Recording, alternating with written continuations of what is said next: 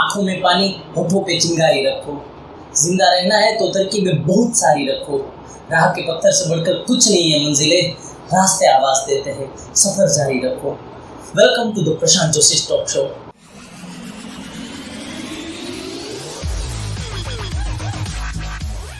फिर से स्वागत है आप सबका इस टॉक शो में।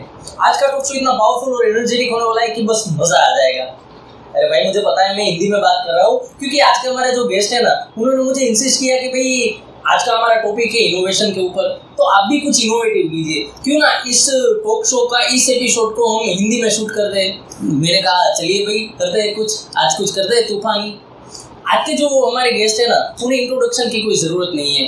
Marketing management, business management, finance management, international trade management, supply chain management, retail management, corporate communication जैसे बहुत सारे सब्जेक्ट में मास्टरी हासिल करके बहुत से बिजनेस को ग्रोथ दिलवाया है, जिन्होंने बहुत सारे नेशनल अवार्ड्स एंड अचीवमेंट हासिल किए हैं, जिन्होंने बहुत सारी बुक्स लिखकर बहुत से लोगों को मोटिवेट किया है और उसे गाइड किया है।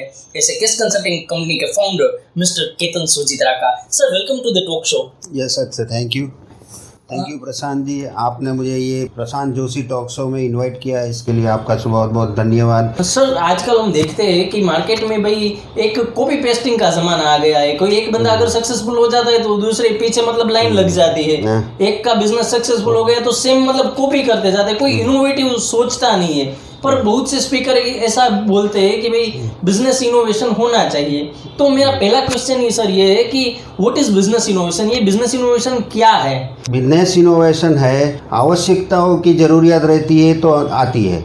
जैसे मार्केट में किसी को कोई प्रॉब्लम्स है, कोई नेसेसिटी है, कंफर्ट एंड हैप्पीनेस के लिए कोई है, सेफ्टी के लिए है, किसी फियर्स के ऊपर कोई प्रोडक्ट्स बनती है, सेविंग्स एंड रिटर्न्स के ऊपर कोई ना कोई कॉन्सेप्ट है, आइडियाज़ है, क्रिएटिविटी है, लोगों के दिमाग में रहता है लेकिन अपने ब्रेन को कोई यूज़ नहीं करता है आज तक। इसलिए बिजनेस इनोवेशन बहुत बड़ी, इंडिया के लिए बहुत बड़ी प्रोसेस है। आप यूरोप को देखेंगे तो यूरोप में सारी चीज़ें इनोवेट हुई है।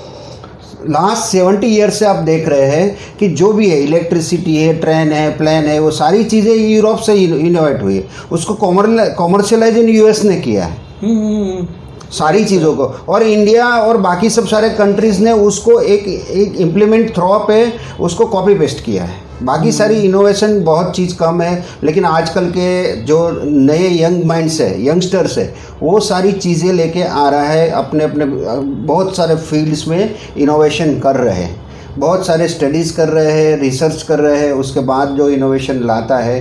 तो अभी इंडिया का फ्यूचर्स बहुत बड़ा है इनोवेशन सेक्टर में, तो आगे बढ़ सकते हैं सब लोग इसमें। तो ये इनोवेशन की वैसे ज़रूरत क्या है? हम बेसिक ही सवाल है। देखो, एक प्रकृति का नियम है कि सारी चीज़ें डेवलप होती है। आज एक ह्यूमन ऐसा है कि जिसकी सारी चीज़ें डेवलप होती है। आप 25 साल पहले का क्रो देखो, काग को देखो, वो वही रहेगा। बराबर है, क्रो में कोई डिफरेंस नहीं आया, लेकिन ह्यूमंस की 25 साल की लाइफ में आप देखोगे बहुत सारा डिफरेंस आया है। वो डिफरेंस क्यों आता है? क्योंकि ये ह्यूमन लाइफ है, वो डायनेमिक लाइफ है, वो स्टेबल लाइफ नहीं है, वो हर दिन चेंज होती है। तो उसके लिए उसकी आवश्यकता बढ़ी है। और लोगों और जैसे पब्लिक को देखेंगे तो उनको एक चीज़ आज है, वो उसके ऊब आ जाते हैं, उसको कुछ नया चाहिए। तो उसको हम इनोवेट करते हैं, लेकिन इनोवेशन और डेवलपमेंट में बहुत सारा डिफरेंस है। डेवलपमेंट और ग्रोथ जो सारी चीज़ें वो वन साइड है और इनोवेशन अलग साइड है। आप देखेंगे तो इनोवेशन के लिए आपको किसी को भी, कोई भी है, एंटरप्रीनियर से, चाहे कोई भी फील्ड है, एजुकेशन है, मेडिकल है, चाहे बहुत सारे फील्ड है, उसमें किसी को भी इनोवेट करना है कुछ भी, तो उसके लिए पहले उसके पास रिसर्च होना चाहिए। इसके अलावा बिना रिसर्च के इनोवेशन नहीं आएगा। लोग मार्केट को देख के क्या भी आएगा। दूसरी बात यह है कि उसको एप्लीकेशन देखनी पड़ती है, कोई भी कहाँ यूज़ होता है और कौन मेरा टारगेट ऑडियंस है, मैं किसके लिए बना रहा हूँ। बाकी तो थियोरेटिकल जो आप इनोवेशन करेंगे तो कुछ भी चीज़ें वो हो सकती है, लेकिन उसको कॉमर्शियलाइज नहीं कर पाते आप। बहुत सारे इंडिया में होता है, लेकिन कोई कॉमर्शियलाइज इतना नहीं हो पा रहा है।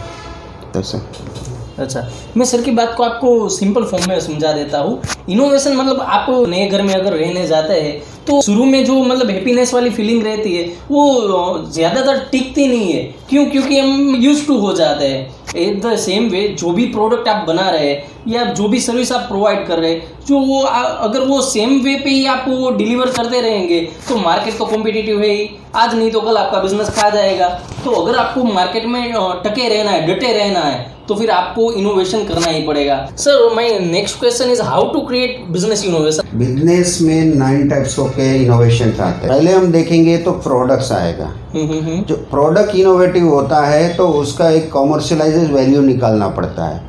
उसके बाद उसको एफोर्डेबिलिटी है या नहीं है मेरे टारगेट ऑडियंस को, और उसको क्या फीलिंग्स दे रही है, उसको क्या फीलिंग्स दे रही है, या कंफर्ट दे रही है, उसको सेफ्टी की प्रोडक्ट है तो सेफ्टी दे रही है, उसका कोई प्रॉब्लम सोल्व हो रहा है। कभी टाइम सेविंग के लिए भी इनोवेशन होता है, कॉम्पैक्टनेस आता है, और बहुत सारी चीज़ें हैं। किसी को देखो फियर्स के लिए भी आता है प्रोडक्ट। सेफ्टी की जो सारी प्रोडक्ट्स है वो अपने को फियर दिखा के बेच देते हैं लोग, उसमें भी इनोवेशन आता है। वो सारी चीज़ें प्रोडक्ट जो आती है वो प्रोडक्ट इनोवेशन है। प्रोडक्ट इनोवेशन का ये मतलब ऐसा नहीं है कि हमें कॉस्ट कॉम्प्रोमाइज़ करना है, हमें मार्केट को एक्सेलेंट देना है, नॉट बेटर। उसके बाद अगर आप मैन्युफैक्चरिंग सेक्टर में हो तो आपके पास कोई ट्रेडिशनल प्रोसेस है, क्या पुरानी है, आदम के टाइप की है, जो भी है, वो सारी चीज़ें को प्रोसेस को आप टेक्नोक्रेट्स लेके या किसी को लेके उसको सिंप्लीफिकेशन करो, कॉम्पैक्ट करो। जो 20 दिन का प्रोडक्ट प्रोसेस साइकिल है उसको आप 12 दिन 12 डेज कैसे कर पाओगे, वो आप सोचो। वो भी एक इनोवेशन है आपका बिजनेस साइकिल्स का। उसके बाद आजकल जो सबसे ज़्यादा सक्सेसफुल वाली चीज़ होती है, 3rd नंबर पे आता है कि बिजनेस मॉडल। पहले के टाइम में 20 साल के पहले के टाइम में जब ये आईटी का नहीं था, डिजिटलाइजेशन नहीं था, तब पहले सबका सेम मॉडल पे काम होता था। एक ट्रेडर्स वाला सब काम करता था, मैन्युफैक्चर वाला वही प्रोसेस से काम करता है। आजकल सारी चीज़ें डिफरेंशिएशन हो गया है, उसके ऊपर सबके मॉडल बनते हैं, बिजनेस मॉडल। अभी चैनलाइज जो पुरानी चीज़ चैनल थी वो चैनल में मॉडलिंग चेंज हो गया, डायरेक्ट मॉडलिंग भी आ गया। मॉडल मतलब बिजनेस का आपका एक स्ट्रक्चर, आर्किटेक्टिंग, आप कैसे प्रोसेस से लोगों के पास, एंड यूज़र के पास पहुंचते हो। उसके बाद आता है ऑर्गेनाइजेशन स्ट्रक्चर। वो एक ऑर्गेनाइजेशन स्ट्रक्चर है, वो स्ट्रक्चर है, और उसका जो भी रहता है कम्युनिकेशन 2 वे रहना चाहिए। मतलब ऐसा रहता है कि एम्प्लॉयज़ की भी आपको बात सुननी पड़ेगी। ऐसा नहीं कि ऑर्डरिंग फॉर्म में टॉप टू बॉटम आप फॉलो करो। हाँ, समझ गया। रिवर्स से भी जाना चाहिए, तब आपकी टीम की जो इफेक्टिवनेस मार्केट में आएगी। हाँ, और आप सब अपनी प्रोडक्ट्स को क्वालिटेटिव बना सकोगे, बेच सकोगे, और उसको कस्टमर को सेटिस्फाइड कर सकोगे। और आजकल का तो ज़माना ऐसा है, कस्टमर को सेटिस्फाइड की बात तो अलग से हो गई, कस्टमर डिलाइट तक लोग चले गए। हाँ, राइट। 5th नंबर पे आता है अपना सर्विसिंग। अपनी प्रोडक्ट सर्विस ओरिएंटेड है या कैसे भी है, वन टाइम यूज़ है, किसी भी कस्टमर्स को कम से कम उसको तकलीफें हो, कम एफर्ट में उसका प्रॉब्लम सोल्व हो जाए। टाइम नहीं होना चाहिए। अगर आप उसके साथ कम्युनिकेशन करते हो तो राइट इन्फॉर्मेशन दे दो। 6 नंबर पे आता है लीगल फॉर्मेशन। आपका जो लीगल फॉर्मेशन करना पड़ता है फॉर्म का, वो भी एक इनोवेटर है। उसमें क्या करोगे आप, उसमें कैसे कहाँ पे लीगल में लाओगे, उसमें बहुत सारे जो कॉम्प्लाइंसेस आते हैं, लॉज आते हैं, वो सारे उसके एक्सपर्ट्स अलग रहते हैं, वो सारी चीज़ें आपको कर देते हैं।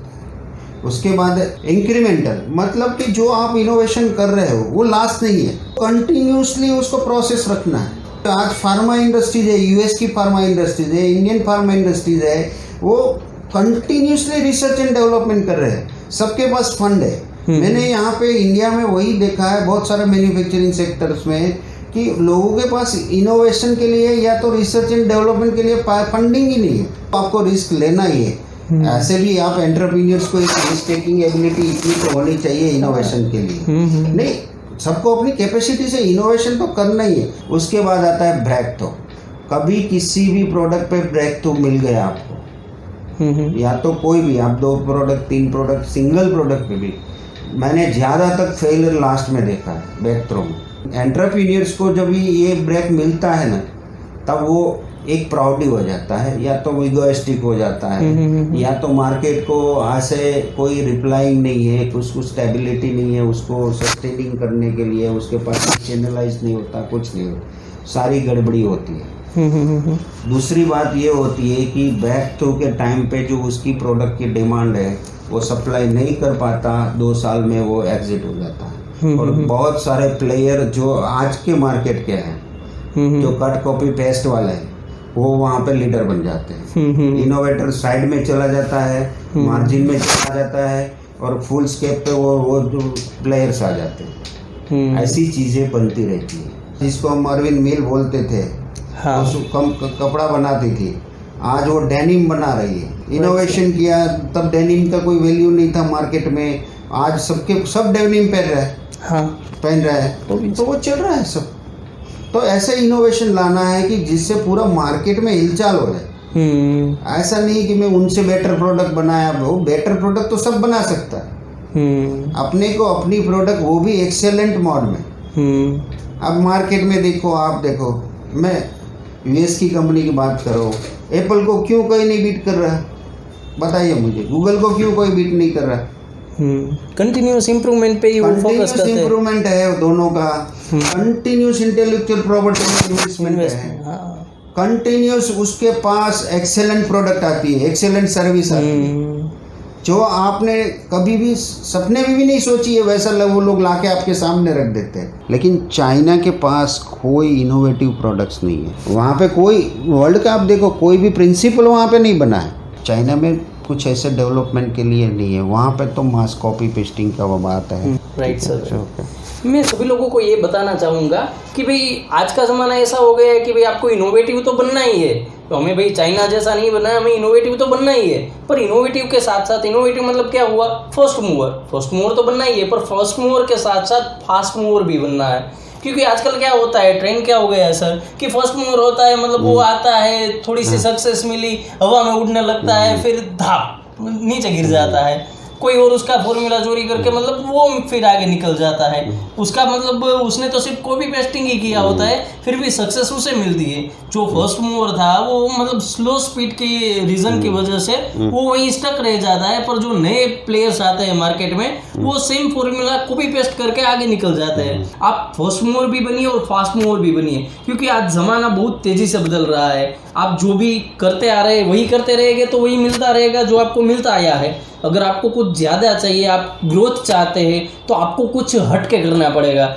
इनोवेशन का हिंदी फॉर्म है हटके, मतलब आप जो भी अभी चल रहा है, फिर प्रोसेस में हो या प्रोडक्ट में हो, कुछ भी हो, पर उसे कुछ हटके, कुछ अलग ढंग से करना है, कुछ अलग तरीके से करना है, कुछ इनोवेटिव, कुछ क्रिएटिव करना है। तो सर आपने ये बहुत बढ़िया बात करी इनोवेशन के बारे में। तो सर आपका एक्सपीरियंस भी बहुत बढ़िया रहा होगा, तो आप अपने एक्सपीरियंस के बारे में बताइए। कुछ आपने बुक्स भी लिखी थी, तो बुक्स के बारे में कुछ बताइए। आपकी सक्सेस जर्नी की शुरुआत कहाँ से हुई थी सर? मेरा एजुकेशन कंप्लीशन 1992 में हुआ है, और उसके बाद मेरा 96 के 2002 तक का सफ़र मेरा गुजरात गवर्नमेंट्स में रहा। मेरा उस टाइम पे था कि मैं एंटरप्रेन्योर्स, बिजनेसमैन को ट्रेनिंग दूँ। सबको एक ही था कि मेरा माल बेचो, माल बिकेगा, कमीशन लेगा। वही बात आती है। और मुझे अपना नॉलेज, एक्सपीरियंस, स्किल, टैलेंट वो सेल करना था। उसके बाद जो हमारा मैगजीन था, उनके ऊपर से मेरा पूरे इंडिया में नेटवर्क बने। आज जो मैं जो भी हूँ वो नेटवर्क से हूँ। आज मोर देन 83 सिटीज़ में मेरे 1-2 एग्जीक्यूटिव्स हैं, जो हम लोग वाइस वर्सा काम करते हैं। और ग्लोबली भी मेरे पास मोर देन 55-56 लोग हैं, जो MDA हम बोलते हैं, मार्केट डेवलपमेंट एसिस्टेंस लोग करते हैं। वो लोग, हमारा काम एंटरप्रेन्योर्स को बैकसीट ड्राइव करना है, और उसको 1-to-1 हम सब ट्रेनिंग देते हैं, कोचिंग देते हैं, कंसल्टिंग करते हैं, मेंटरिंग करते हैं। उसके बाद हमने जो KES का चालू किया 2015 से, और आज हम यहाँ पे पहुँच गए। और उसके बाद अभी हम डिजिटलाइजेशन कर रहे हैं, हम फ्रेंचाइजी नेटवर्क पूरा डेवलप कर रहे हैं। कोई भी बिजनेस हो, उसको ई-कॉमर्स मोड में लाना है तो हम चैलेंज लेते हैं। कोई भी बिजनेस है, उसको डिजिटलाइज करना है, हम चैलेंज लेते हैं। हमारे पास IT टीम है, रिसोर्स है, वो सारे पूरा इम्प्लीमेंट करके देगा। और आपको ऐसा भी लगे कि मेरा आज जो भी टर्नओवर है 3 साल के बाद मेरा 10 टाइम्स होना चाहिए। तो उसकी स्ट्रेटेजी भी हम बना सकते हैं। तो मार्केट में इंट्रोडक्शन करना है आपको प्रोडक्ट्स को इनोवेटिवली, तो वो भी हम कॉन्सेप्चुलाइज करते हैं। अच्छा, थैंक यू सर, आप अपना कीमती समय निकाल के इस टॉक शो में आए। सभी व्यूअर्स और स्पॉन्सर्स की तरफ से मैं आपको हार्टली थैंक्स कहता हूँ, उन सब की तरफ से। और आप सब ऐसे ही जुड़े रहिए, हम ऐसे ही अलग अलग फील्ड के अलग अलग experts, trainers, consultant, coaches, mentors को इस टॉक शो में लाते रहेंगे कि जो अपने नॉलेज और एक्सपीरियंस आपके साथ शेयर करेंगे और आपको आगे बढ़ने में हेल्पफुल रहेंगे। आपको पता ही है, मेरा इस टॉक शो का एक ही मकसद है, आपके बिजनेस और लाइफ में ट्रांसफॉर्मेशन लाना। मिलते हैं अगले एपिसोड में, टिल देन बाय।